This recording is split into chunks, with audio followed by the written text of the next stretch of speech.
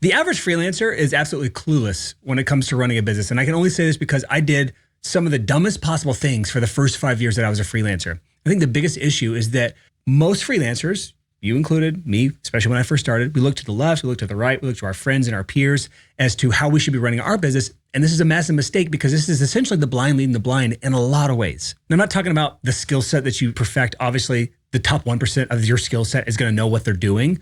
I'm just talking about when it actually comes to running the business side of freelancing. So today I'm going to pull lessons that I have learned personally from 3 other industries that I have worked in. These are industries that are filled with way smarter people than me and you, people that have figured out the best way to do certain things, not because they feel like it might be a good way of doing things, not because they heard that this is a good way of doing things, not because they saw someone else doing it and they just wanted to try it, but because they spent millions of dollars, or in some cases, hundreds of millions of dollars, finding the actual best practices. And these are all things that if you just pay attention to what they have already figured out, you can charge more, give you more predictability in your business, have higher close rates, finish projects without tearing your hair out from the stress. And in all the industries I'm going to talk about today, I've built multi-6 or multi-7-figure businesses in all 3 of these industries. So I've learned this stuff firsthand by studying what the best people in the world are doing in these industries. And all the things I'm going to talk about today, every single one of them, just one of them could make a 5-figure difference in your business or more. But the last one I'm going to talk about is by far the fastest, the easiest, and the most helpful one that you could actually start implementing this month and see a difference in your business. If you're new here, hi, I'm Brian Hood. This is the 6-Figure Creative Podcast. It is a podcast for creative freelancers like you who are trying to sell their services and earn more money without selling their souls in the process. If you're a returning visitor or you've been here before, I'm a little sick today. My voice is just like a little rough. So if you're wondering why I sound weird, that's why. But the whole point of this podcast is I bring influences from other industries into this podcast, from my experiences, from other people's experiences, from my team's experience. In this episode, I just realized I don't really think I've ever done a dedicated episode just talking about what I've specifically learned from other industries, myself personally. So there's 3 industries I want to talk about today. The first one is SaaS, that's software as a service. The second one is hospitality. That's an interesting one. We'll talk about more of that in a second. And the third one is kind of the info and consulting world. All 3 of these, again, I've been a part of. All 3 of these, I've built multi-6 or multi-7-figure businesses in. And for all these lessons, I've learned some the hard way, some the easy way. But I'm hoping that you'll take what I say today and apply some of these things to your business, or at least look at your business in a different light. So the first one I want to talk about today is the SaaS industry, software as a service. You more than likely pay for some sort of SaaS tool in your business, whether it's your CRM, whether it's your accounting tool, budgeting app, maybe you use a workout app on your phone, maybe you use a dieting app or a macro counting app. Shout out to my Macro Factor fans out there. I just started using that probably a month ago and love it. SaaS is a massive industry. It's not a niche anymore. It is its own industry. And much of the world is run off of SaaS. In 2015, I tried to launch my first SaaS tool. It was just to go back in time. This is like the first side business I ever tried to launch outside of my recording studio. And it was a business in the bail bond industry. It was called Bail Better. And if you know anything about the bail bond industry in the US, it's massive. It's like multi-billion-dollar industry, but it's all like mom and pop bail bond agencies bailing people out of jail. And they don't have any sort of central tool to actually run their business. Basically a CRM for bail bonds companies. So me and my best friend, Trevor, we like hustled, like went to different places to try to like talk them into pre-buying our software as we like started to build it out based on what they were saying and wanting. Ultimately, it didn't pan out. But that was my first foray into trying to make that work. And there's a lot of reasons I could go into lessons why that didn't work, but it's largely irrelevant. But the first SaaS tool that we actually built, it was still me and Trevor, that actually worked was called FilePass.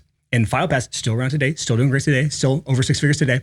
And that is a file sharing tool for the audio industry specifically. It's kind of like Dropbox for audio, and a lot of specialized tools and use cases around audio, specifically audio engineers, some podcast producers use it, et cetera, et cetera. And straight off the bat, the whole reason the SaaS industry blew up, it's just software. Software's been around for freaking ever. Like Microsoft was selling software in the 90s for like early Windows products. But why SaaS blew up from probably 2010 on until now and still huge is because of the power of recurring revenue. This is the first big lesson that I learned in the SaaS world is how powerful recurring revenue is. In the freelance world, one-off projects are the norm. It's almost always the case. There are some cases where just the nature of your world, your niche, your industry, and your service is a recurring revenue thing, like podcast editors, recurring revenue. Great, you already understand this, but most freelancers are one and done. And one-off projects tend to suck because they're inconsistent. They're good because it's usually a big dollar amount. You get big lump sums all the time. So you can have really good months when you get 2 or 3 projects or 3 or 4 projects all in one together. But then it can be really bad for a long time because there's no consistency. You just have clients that are like paying you once and then goodbye. And this is literally what leads to the feast or famine cycle that most freelancers deal with. But with a SaaS tool, again, FilePass, we had recurring revenue. And with recurring revenue came predictability. And with predictability, it made it easy for us to budget because we knew how much we were going to make every month. And we could pretty well predict how much more we were going to earn the next month based on our revenue growth. It was an easy paycheck for me and my co-founder because we knew how much we could take from the company without bankrupting it because we knew how much was coming in. We knew how much was going out in expenses. We knew how much growth we were going to have. So easy paycheck for us. And then easy in reinvestment. We knew if we needed to buy something or reinvest in something, we just did a massive design overhaul we paid a lot of money for. Easy to reinvest because we know what money's coming in. We know what's in savings. It's just really easy to run a business like that. But it does suck early on when you're first building up your MRR. Again, your monthly recurring revenue is the term MRR. Because generally, FilePass, I think the average user is probably like $25, $30, something like that. When you have 100 customers, you might have $2,500, $3,500 a month. That's not very much. And when you first launch something like that, or when you first move, if you were to go just from straight one-off projects to just recurring revenue, it can be a bit of a hit because you don't get that big cash influx. You're slowly building this like baseline, this floor that's going up and up and up. And for the first while, until you hit your, call it your freedom number or your bill pay number, it can be very challenging for people to make that transition. And so there's a lot of case studies in the software world. They were on the model where they would release new versions, get a big cash influx one time for that year or however long it took to develop it. And then they're not going to see any more money until the next year when they launch the new version. That's like the waterfall kind of software method.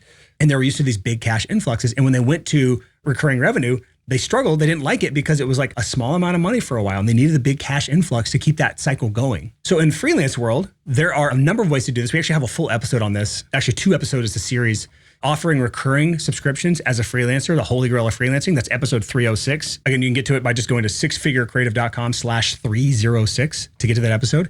And then right after it, episode 307 is 7 pricing strategies for recurring subscription freelance clients. So it's kind of a 1-2 punch. For those of you that are looking to get into this, there's a model that I really like that's kind of a hybrid model. And that is where you have an upfront payment and you have a long-term recurring payment. And you can adjust the ratios depending on your niche or your offer. Some industries where like, let's just say you're in web design, it might be a big upfront. You might get $5,000 or $10,000 to make a new website. And then on the back end, you might have a very small, relatively small, $100, $200 a month kind of maintenance, or maybe even $300 or $400 a month, depending on what you're doing. If you're doing like CRO or some sort of like long-term thing where you're doing stuff over and over again. But you can have the best of both worlds doing a hybrid model like that, where you're getting the big upfront and then the long-term tail. Sometimes you can do a big upfront and a big long-term. Sometimes it's just a small upfront with a big, higher monthly recurring revenue. But that's the first big lesson that I learned is just recurring revenue. If that can be fit into your business model in any way, shape, or form, absolutely do it because it is a game changer. When you get clients on recurring revenue, it is such a peace of mind that you get because you're not having to go find new clients every month or new customers every month, whatever your terminology is. In software, it's customers or users. In the freelance world, it's gonna be clients. And there's a book, an older book called Automatic Customer. It's basically just talking about the power of recurring revenue. It's basically when you have a subscription customer or client, that's an automatic customer. They're an automatic customer until they decide they don't want to be a customer anymore. So instead of having to sell them every month, they're already sold. They have to decide every month if they want to actually cancel, which is actually, depending on how much value you add, it can be very sticky. The second big lesson I learned from the SaaS industry was the metrics obsession. I think this is one of the coolest things the SaaS industry did to my brain was just help me understand what metrics matter, why they matter, and why I should track them, and how I should obsess over those things. So now if you saw my master spreadsheet for Six Figure Creative, it is wild. It is hundreds and hundreds and hundreds of lines of metrics that I update every single day. And I actually have an episode on this on the podcast. I have like an episode about damn near everything. This is episode 381. So chances are I've talked about this already, but episode 332 is called 7 must-track metrics that will make you more money in 2025. And those metrics will still be relevant in 2026, 2027, 2028, and likely beyond until AI takes all of our jobs. Just kidding, it probably won't, but we'll see. Maybe we should have an episode on that. But the main metrics the SaaS industry obsess over, and the first ones I kind of really learned, the first one is LTV. That stands for lifetime value. And that is essentially how much is one customer or client worth to you over the lifetime of that client. This number matters for freelancers, whether it's a subscription or just a one-off project. If you only have, let's just say you're a wedding photographer, you only really work with one client or one couple and do their wedding, and chances are they're not going to hire you again. And maybe you charge $5,000, $10,000 for a wedding. Well, then your LTV for a client is $5,000 or $10,000. Cool. That's not really going to change. In the music production space, which is my background, there are plenty of people that do recurring subscriptions on that. We can talk about that in a future episode if you guys care. But it was almost all one-off projects for me. But it was reoccurring. So recurring is monthly on an ongoing basis or yearly or annually or whatever. Reoccurring is over and over, but not on a basis that can be tracked. So like when you buy Coca-Cola, you might buy one today, you might buy one Thursday, you might buy one 6 months from now. I haven't had Coca-Cola since I was 17. So I am not a, I'm not a reoccurring customer for Coca-Cola, but I had reoccurring customers or clients in the music production world. And LTV would be tracked by how many times did a band come back to me throughout the lifetime? Or how many songs did they record me throughout their lifetime? How many songs did I mix for them throughout the lifetime? How much is one band worth to me? And luckily, I got into my CRM. I used close.io at the time. It's close.com now. And that CRM actually tracked LTV and helped me understand which of my clients were worth way more money. And this is important for a lot of things, but it's really important for this next metric, which is CAC, C-A-C, customer acquisition cost or client acquisition cost. And that is the cost to acquire one customer or one client. And in the freelance world, there's kind of two costs associated with acquiring a customer. There is time and then there is money. And then there's referrals. I'm going to get into that in a second because that doesn't really cost you time or money, although you can, again, encourage referrals. That can cost time. It can cost money. You can send gifts. You can do a bunch of things around getting more referrals. But generally, we're talking about money. If you did like YouTube content or social media content, and you're looking at like, hey, I spend 6 hours on content a month and my time is worth $50 an hour, then I spend $300 of my time per month on acquiring customers. I get 2 customers a month or 2 clients a month. So my customer acquisition cost is $150. That'd be like a way to factor that in when you just are spending time on it. When you're spending money, it's how much money do I spend to get a client? That would be through paid ads. That would be through referral partners if you're giving like a kickback to somebody for sending you referrals. And this is where these two metrics matter the most together. What's the lifetime value of a client? What is the cost to acquire that client? And this is especially important if you run ads, because in the music production space, there might be a client worth $1,000. They came to me to do one song is $1,000 or $1,500 or $2,000, however long it takes to do the single. And if I were doing paid ads at the time, maybe it cost me $1,000 to get that customer or that client. That's not very good. I'm spending all or at least half of my money to acquire a customer, and then I'm spending my time to fulfill on the service. That's just awful. But then we realize actually the client will come back to me 3, 4, 5, 6, 10 more times throughout the lifetime of me working with them. So that customer is actually worth $10,000, $15,000, $20,000. Now, am I willing to trade $1,000 for a $20,000 customer? Yes, every day. And so in the SaaS world, they look at the ratio between lifetime value and customer acquisition cost. And that is one of the most important marketing metrics for the SaaS industry. And for them, it's like a 3-to-1. And there's some caveats with that don't really matter for this episode. But if you can get a customer that's worth, let's say $1,000 lifetime, and you can spend $333 to get that customer, then that is a good thing that you can just throw money into for the rest of your life. But the third metric that I learned in the SaaS world is something called churn. Churn is how many of your clients or customers do you retain on a monthly or annual basis? And this is really easy to track in a subscription kind of business, because you can say if I had 100 customers starting this month and next month only 97 of those are remaining, then 3 of those left. That's a 3% monthly churn rate. That's pretty good in most industries, 3%. On the high side, you might have 10%. On the low side, you might have 1%. On the medium side, around 5%. But churn is a huge predictor of lifetime value when it comes to a recurring revenue type business. I'm not going to get into the math behind it. Ultimately, not a big deal right now.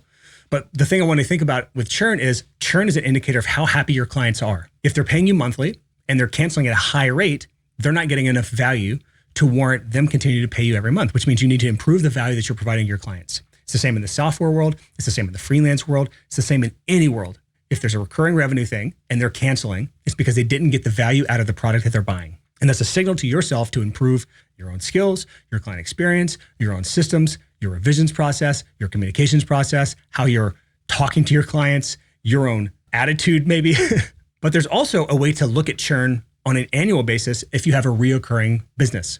So it's much more difficult to track, and it may be more manual than just looking at like how many clients are still left at the end of the month. In the studio world, you might lose a client for one of 2 reasons. Reason number 1 is the band broke up, in which case not always bad, because a lot of times the band will splinter into multiple bands, and those multiple bands are now your customers. It's like getting 2 Christmases in a divorce. Now you have 2 different bands, 2 different clients out of one splitting apart. That's a good thing. That would be called negative churn. I lost a client and gained 2 more. Wonderful. The other way you lose a client is if they go to someone else, go to another studio, go to another producer. That's bad churn. That is true churn. You might start to see like how many of my clients that work with me this year come back to me again next year. And what I learned is about 70% was the number for me, give or take a little bit. But the higher that number, the more satisfied your clients are with you. That means you have a good service. That means your clients are satisfied with the amount of value they're getting for what they pay you, and there's nothing to change. But if none of your clients are coming back to you, it's a red flag. That means either you're attracting really bad fit leads that you don't want to work with. It could be that you are just underwhelming your clients and there's a better value for them somewhere else. But when you obsess over churn, that allows you to make your process better. And then there's one more 4th metric that I learned, and this metric obsession that the SaaS world has. And that's something called NPS, Net Promoter Score. It is literally just a rating from like 1 to 10 on how likely you are to refer the service or product to someone else. Now, I don't really care about NPS specifically, but what I like about NPS is it is just one metric to look at to say, how happy are my clients right now or my customers right now? And the higher that number, the better job you're doing. So I've talked about this on past episodes where it's really important to gather feedback from your clients. Episode 299 is why you should ask your clients for feedback after every single project. And the thought process is here, you're able to address things right now. The problem with churn is it is a reactive measure. So a client comes to you, especially on a reoccurring basis. Like let's just say you work with a client and they come to you for one project and then it'll be a year before the next project happens. If you wait until the next year to see that they didn't come back to you and then went with someone else, that means that you didn't know for an entire year that they were unhappy. But with an NPS score or some sort of feedback or survey you send to your clients after a project's done or just asking for feedback, you're able to figure out how happy or unhappy were my clients with what I did for them. And the good thing about like a 1 to 10 scale rating is that it's one of those things that clients may not give you good, honest feedback if you directly ask for it. They just want to be nice, but they may be willing on a survey tool to just put an honest number in there. It's just easy to put a 6 in there. And then anything below a 9, so like an 8 and below, you can ask for additional feedback. So I have something pop up. Hey, anything else you want to add here? To get some real feedback from people. And we do this for all of our clients. We survey people all the time to figure out what they're struggling with, what they're not liking. This lets us talk to our clients about it. This lets us address the issues long-term, short-term. But I learned this again from the software as a service world.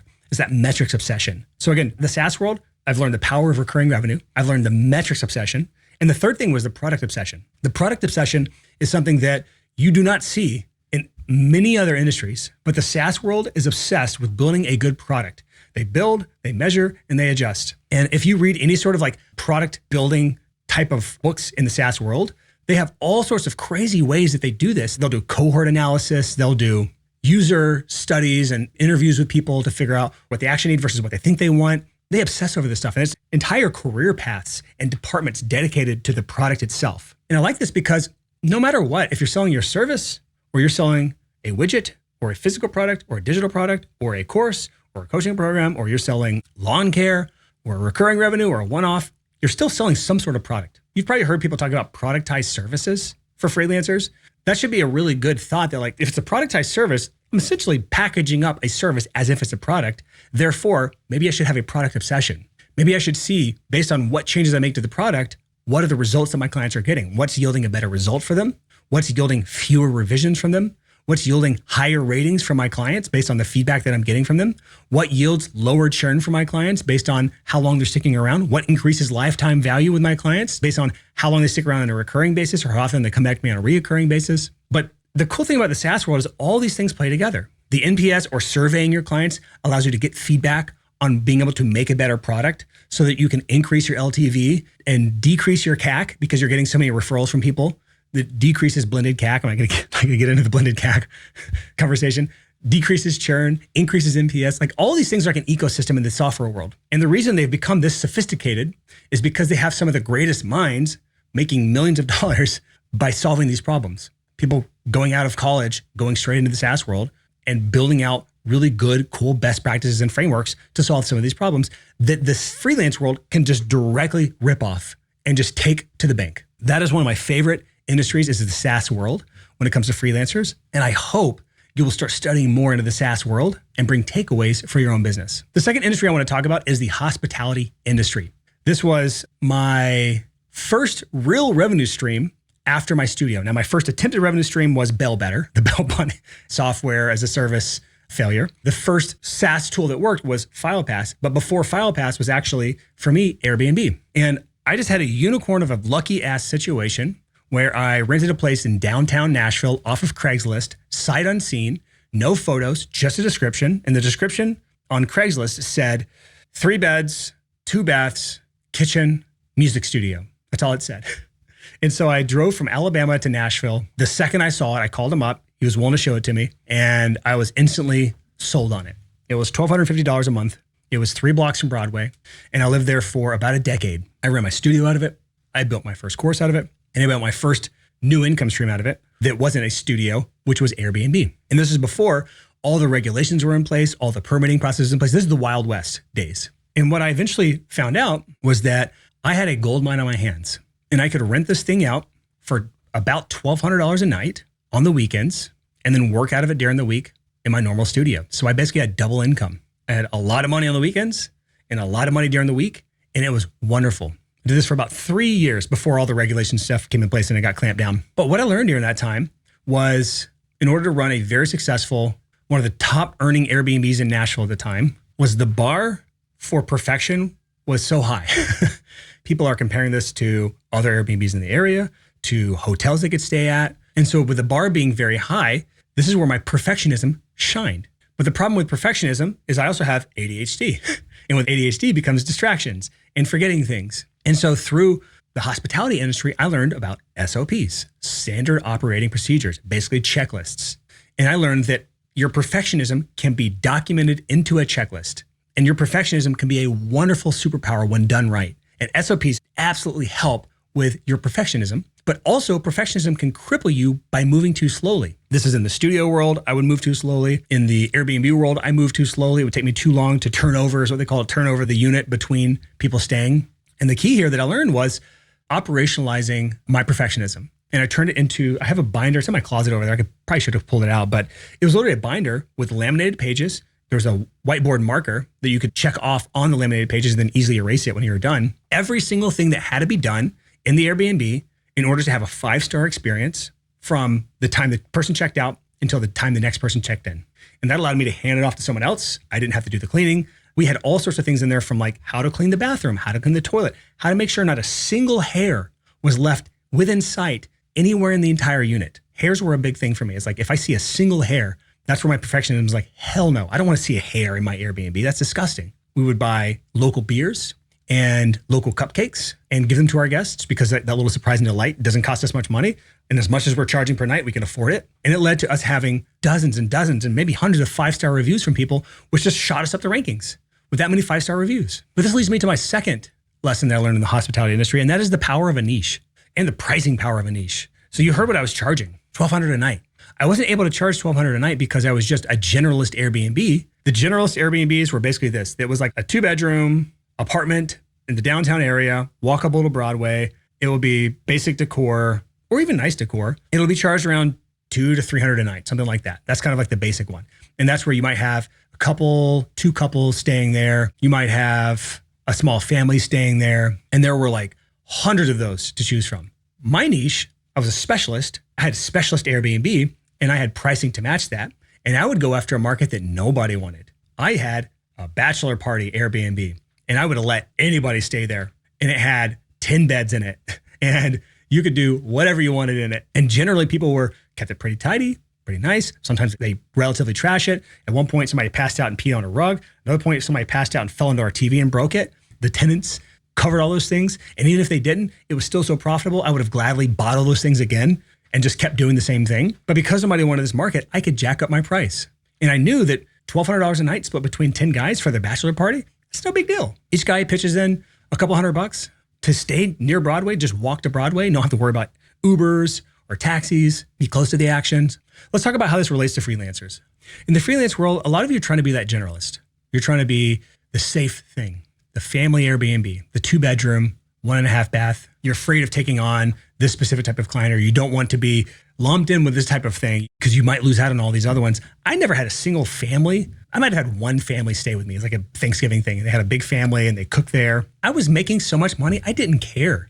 And there are niches out there as a freelancer that you can fall into that are relatively blue oceans. Like for me, the bachelor party was a relatively blue ocean. And the feeling of being in a niche that is truly a blue ocean, where it's not red full of blood, everyone attacking each other, trying to get to the meat, the chum bucket. The feeling of those two things is just a crazy difference. In the software world, they call it product market fit. If you don't have product market fit, it's going to look like this. You're going to hustle all day. You're going to try your damnedest. You're going to barely scrape by to get new users or new customers. They're not going to stick around very long. Your churn is going to be very high. Your LTV is going to be very high. Your customer acquisition costs are going to be very high. It's just going to feel like shit the entire time. When you have product market fit, or you find a blue ocean in the SaaS world, things start to click. Growth starts to happen. The hockey stick curve starts to occur. And in the freelance world, there are similar signs when you have nailed it and when you are just fighting upstream, struggling right now. And a lot of you are in that upstream battle where you are fighting tooth and nail to get the 1 or 2 clients because You just refuse to actually ever plant your flag somewhere and say, this is my niche. You don't build case studies in any specific niche. You have your case studies strewn in a bunch of different areas. You don't focus on how you can create the best product and experience for that specific niche. Like when I was working with bachelor parties, the decor was for bachelor parties. The funny signs I put everywhere were the humor that bachelors would find funny, not families. And so it allowed me to do things that I could not do if I was trying to appeal to everyone. And in your freelance business, if it feels like that, you're likely trying to appeal to everyone.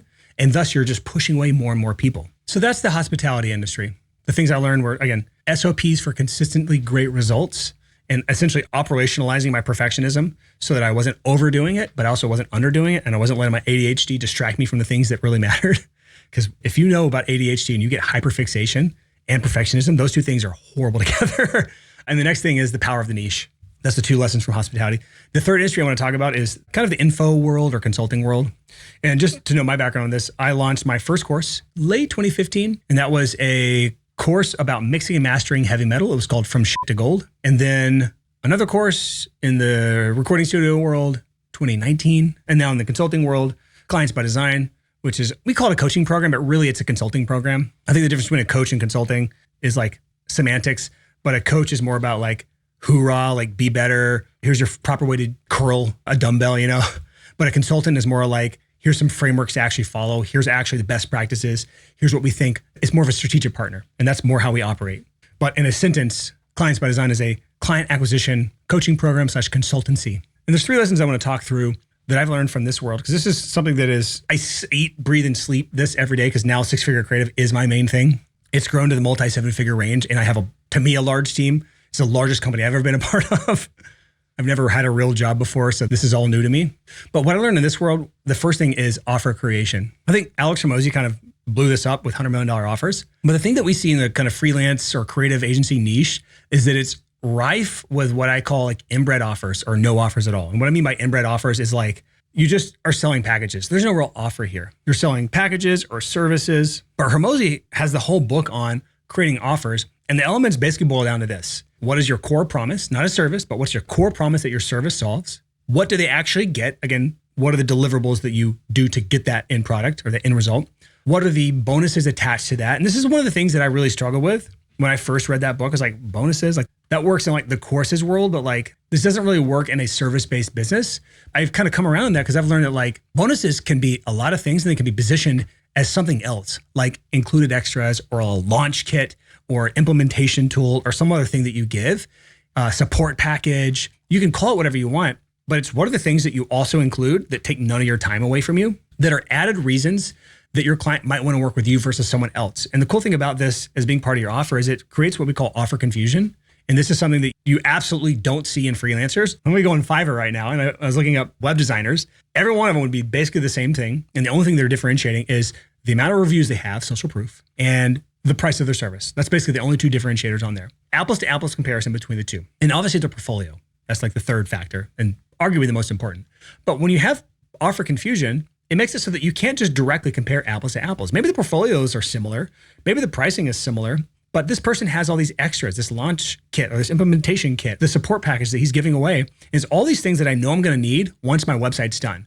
Or all these things I know I'm going to need when my music is produced. Or all these things I know I'm going to need when my brand is done. So bonuses can be a wonderful part of an offer if done correctly. And you can do all these one-time resources you build one time that you can just give to every single client. It's wonderful. The next factor in the $100 million offers kind of framework is time frame. So how long does it take to deliver the service to get to the outcome? And then what sort of risk reversal can you attach to that? Meaning if we don't hit this outcome, what can you do to take some of the risk off your shoulders? Now, this is an interesting one with risk reversal. If you are the top of your game, a huge name in your industry, like some of our music producer clients are huge. Like we have people that have worked with some of the biggest artists in the world that have headlined Super Bowl halftime show. And those people don't necessarily need a risk reversal. Risk reversal is when you are newer or you are unproven or you are just another faceless person in a sea of people and you're trying to get people to give you a chance. And they're like, why should I trust you versus someone else? And risk reversal is just saying, I can deliver on the result. And if I don't, I'll give a refund or I'll work for free until we get there. Or in some cases, you'll see this in more in the course world than anywhere else, but I'll give you double your money back. Something really enticing. So risk reversal is a gradient. And the more risky it seems to work with you versus someone else, the more risk reversal you'll need. the more proven you are, the less risky it looks to work with you, the less you need this risk reversal. And the final element of the $100 million offers framework is proof. What sort of proof do you have that you can deliver on what you say you can do? It basically boils down to this. Who's this for? Plus the dream outcome, plus the time frame, minus whatever big sacrifice they would have to do normally, plus the guarantee/risk reversal. And then you just want to lather that shit in proof. That's the summation of it. And this can take a lot of time, effort, energy. This is one of the biggest areas we help clients with because it's so much like back and forth, trying to figure out all of those different elements for your specific offer. And not all of those things will fit for every industry. So we've got to be able to adapt. And nothing's worse than trying to shove a square peg into a round hole. It just doesn't work for some people. But for most freelancers, there is a way to create an offer that differentiates you from everyone else. And I didn't learn this until I got into the info and consulting world. And this can have a huge difference for how you message what you do, how you price what you do, because it's easier to tie this to value-based pricing. A lot of freelancers, they say, I love the idea of value-based pricing. I love detaching my time from how much I'm getting paid, but then they struggle on how they actually make that transition. And creating an actual offer on what you do and packaging that up is a wonderful way to do this. The second big thing I learned in the info and consulting world is the power of paid ads. Now we have a whole episode on this. Actually, I have 3 episodes on this, episode 346, 347, and 353. We have one about the $3 a day paid ad strategy that could change your business. We have 347, which is before spending $1 on paid ads, ask yourself these 6 questions. That's probably the one I'd recommend the most after this section. In episode 353, the unexpected benefits of paid ads, and it's more than just leads. So I've talked about this before, so I'm not going to harp on this too long, but the thing I learned about paid ads when it comes to the info and consulting world is when you have a scalable business, meaning the limitation is not your time, now you got to figure out how large can I grow this? So in the course world, I did this. In the consulting world with 6-figure creative, we spent a lot on paid ads. But the reason I never really did this in the freelance world is because I had pretty good consistency from word of mouth. Because in the music producer world, if you're in high demand, you have a good sound that people want. The songs that you produce basically advertise you. You'll be credited in the credits on Spotify or on the back of an album. So other clients will see that and they'll want to hire you to do the same thing you did for them. So the marketing piece isn't the huge limiting factor. It's more about time, how much scheduling you can do, et cetera, et cetera. But what I learned as I moved into the consulting world is that the industry works much different. Where a lot of freelancers, they don't have the word of mouth loop built up yet. Word of mouth snowball is what I call it. Or they don't have any sort of social following, which I did have at the time. They don't have any sort of larger network, which I did have because I had been in a band touring for years. And I was heavily involved in my music scene. I was a show promoter. I would actually put on concerts. I called them shows because it's like metal shows. But I was like a staple in my industry, in my area especially, but that grew out from there. But a lot of people don't have that. So there comes a time where the only way that you're able to grow, because you've tapped out your network, the clients that you have, maybe they don't come back to you often enough to actually be full-time yet. Even if they come back to you, maybe it's once a year, once every other year. The only real options you have are cold outreach or paid ads, something to get strangers to hire you. And the reason freelancers never use this is because they never see anyone doing this. And the reason they never see anyone doing this is because no one ever does it. It's the same issue we see in a lot of freelance businesses when I said the average freelancer has no clue what they're doing. When you look at an industry and say, no one in my industry does this, is that a good excuse for why you shouldn't do it too? If anything, if I see something that works in virtually every other industry and no one's doing it in my small corner of the world, I look at that as 2 thumbs up as to why I should at least try it. Because that means I'm going to be first to market. I'm going to be first doing it. I'm going to be the one to get the most benefits from it. And as I start doing it more, other people are going to start doing it. It's going to make it less effective. And over time, it's going to be diminishing returns. I started working with music producers first, and then we've expanded to other niches as we've grown and expanded and built our team out and have a lot more experience. But music producers were the first for us to work with around paid ads specifically, and no one was doing it in that world. And now it's way more common because they see our clients doing it and other people start doing it. And so I'm not saying it's saturated. It's by far not saturated in the music industry yet, but it's way more common now. You'll see this a lot more. So the taboo that was originally there that would hold people back from doing because they didn't want to look desperate, they didn't want to look cringe or whatever, that's all gone now. So now it's completely normal in our industry to do that. And you'll see some of the bigger name people running ads for different things that they're doing. They're starting to understand the power of it. So again, offer creation is the first thing I learned in the info and consulting world. The second thing was the power of paid ads. And the third big lesson I've learned, and this is the one that I think every freelancer could start doing this month if you're not already doing it, and you would see a massive boost to this if you do it right, and that is doing phone sales. I never did phone sales until 6-figure creative. My freelance business was 100% email via quotes. A band would reach out, how much? I'd have them fill out my inquiry form.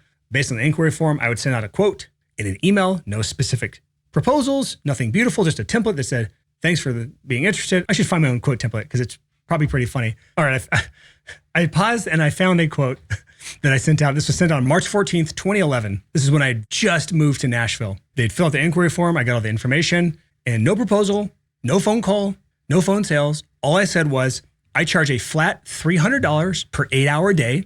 And that includes a place to stay while you're recording, which saves you guys $50 to $100 per night on a hotel. My building is a 2,600 square foot facility. This is actually before I moved to Nashville. My building is a 2,600 square foot facility with a bedroom with bunk beds for bands, bathroom with a shower, full kitchen, Wi-Fi, and a lounge with 73-inch 1080p flat screen and surround sound, as well as an Xbox 360 and PS3. I knew the key to band guys' hearts. Most bands take at least 1 to 2 days per song for tracking, and it takes me about 1 8-hour day for every 3 songs to do editing, mixing, and mastering. A 40% deposit is required to book the dates. Let me know if you have any other questions. That was my quote process that I would send out before I ever learned how to do phone sales. I did that for way too long, and I missed out on a lot of money. And my close rates were like 20%. And there's so much to dissect of all the things that are wrong in that in pricing scheme, the quote process, whatever. But that was 2011. That was the beginning of my 3rd year of freelancing. And that is further proof that the average freelancer has no idea what they're doing. But let's talk about why am I saying phone sales is like a big thing I learned. It's because when you do phone sales, discovery calls, you want to call them whatever you want, you're on a phone call or in person, any sort of real synchronous thing. In person is preferred. Zoom is second best. A phone call is third best. But the first reason is that it's just better at weeding out bad fits. There's a lot of clients that I likely worked with that I probably wouldn't have worked with had I actually had a conversation with them. And it would save me a lot of heartache and pain. I could have filtered those people out ahead of time a lot better than I did just through email. The second big reason is it helps build trust with the good fits. The people that are a good fit that you actually want to work with that are like, especially those like bigger end projects that I was trying to close through email, I could have had a way better job building the trust up for them to feel confident that I was the right fit for them. And I missed out on projects that I could have otherwise gotten that could have even changed the trajectory of my career had I done a phone conversation with them versus trying to close them over email like an idiot. The third big benefit of doing phone sales is you actually know why you're not getting clients. When I sent quotes out to clients, that email, if they never responded back, yeah, I'd follow up because I had a CRM and I was at least halfway smart in that world. Although I don't think I had a CRM until 2014, so I probably missed out on a ton of money before then. But they would ghost me and I'd have no idea why. So whether I followed up or not, I'd have no idea why they didn't go with me. But when you're on a phone conversation, you can ask questions, you can get clarification, you can figure out why they're not gonna hire you. It could just be money. It could be they're gonna go with someone else. It could be they're just not ready yet and you do need to follow up aggressively until they are actually ready. But you can actually learn and adjust and adapt things. One of the biggest things that I've seen in the freelance world is that people are missing out on projects because of their pricing. And it's not because they are trying to make too much money per hour. It's because they're taking way too long to deliver the same exact product that someone else delivers. And that's that perfectionism conversation I talked about earlier in this episode. Some people are just such a perfectionist that they spend 3, 4, or 5 times longer to deliver the exact same end product as somebody who can make decisions, somebody who has the right amount of perfectionism that is perfectly directed and gets the perfect end result based on how much time they spend on it. And because they do it 2 or 3 or 4 times faster, they can be 20, 30, 40, 50% lower on the overall pricing and still come out ahead of you on hourly rate. And that is a big thing that people don't understand in the freelance world is it's not just a flat price and that's it. A lot of it is you can actually compete on price to some extent, but then come out ahead of everyone else because you were more efficient than everyone else and you found a way to deliver faster, better, or at least the same for less time. And those are the sorts of insights that when you consistently see somebody charging less than you, and then you realize they're just doing it faster than you, now you can actually make adjustments. Whereas if they just ghost you because you didn't do phone sales, I'm not gonna go to this guy, he's way too expensive. You never learn that. No, I'm not just saying lower your price and compete on price. This is a whole other side tangent. I'm just saying with a phone conversation, you can learn why someone didn't hire you. With an email or through text or through some other medium, you're not gonna actually get to the true end result of why they didn't hire you, the true reason that they didn't actually go with you. And the last reason, this is the biggest reason why phone sales are superior, is your close rates are higher. At the end of the day, if you have a good sales process in place, more eyeballs are gonna turn into more money. I talk about this on episode 361. The episode title was, he had 20,000 website visitors and a broken sales process. It was about sales efficiency. It was a whole episode talking about a guy who had tons and tons and tons and tons of eyeballs, and he could not properly convert those into dollars at the end of the funnel. And it was because his sales process was horrible. He was not doing phone sales. He's trying to do basically like self-serve, checkout on the site. And at the end of the day, if you strip away all the creativity, all of the like junk around the creative side, and you just look at your freelance business objectively, you have a certain amount of eyeballs that are checking you out. that are interested in you. They're checking out on socials, they're following you, they're liking things. A certain amount of people visiting your website, a certain amount of people maybe talking about you, considering you. And then on the other end of all the other shit involved with that, there's a certain amount of money that comes out the other side. And objectively, the better your sales process, the more of those eyeballs and considerers will turn into dollars in your bank account, and you have a better time in your business. Now, when we start throwing all the creativity on there and all the junk that brings, you're scared to do a phone sale. You're scared to talk numbers. You're scared to talk money. And I completely understand it, but it doesn't have to be scary. And the benefits outweigh the costs associated with it. So this is one of the number one things I recommend anyone do. Try to do phone sales of some sort. Now, there's a few exceptions. It's when you're hyper button seat and low dollar and your clients are higher end people and they don't have time to get on a phone call with little old you. That can be an exception where maybe phone sales aren't the best for you. But I'm talking about when you are a truly like a partner with someone, a transformational service, and especially higher income, higher value freelancers. Absolutely every single client you work with have to do phone sales. And if you can't, maybe there's a language barrier, maybe you're not a native English speaker, maybe you're on the other side of the world. My heart goes out to you because you're hurting yourself by not being able to do phone sales. It's not like it can't be done, by the way. I did it for years. You're not going to die, but you're going to be making less money than you could. And for some of you, that can be the difference between making your freelance business work and it not working. Now, those are just 3 industries that I was a part of that I learned from. There's a lot of other industries out there that are doing a lot of really cool things and learning best practices. But there's one thing that I learned that I didn't really talk about today, and that's kind of a combination of some of the stuff I talked about, the direct offer strategy. And this is something I'm going to be talking about on it's our first ever like live workshop. The plan is September 30th. To do a live workshop should be 1 p.m. next Tuesday. This episode airs on the 23rd. So if you're listening to this the week it came out, it'll be September 30th, which is a Tuesday at 1 p.m. But the direct offer strategy is something that kind of combines some of the things we talked about today and helps you, again, turn more eyeballs into clients.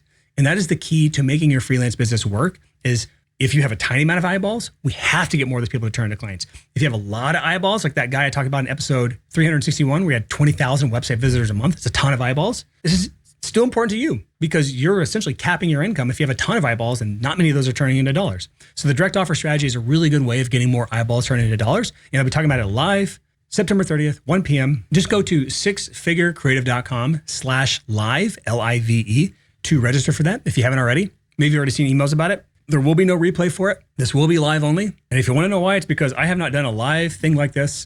I don't think ever. I've spoken at events.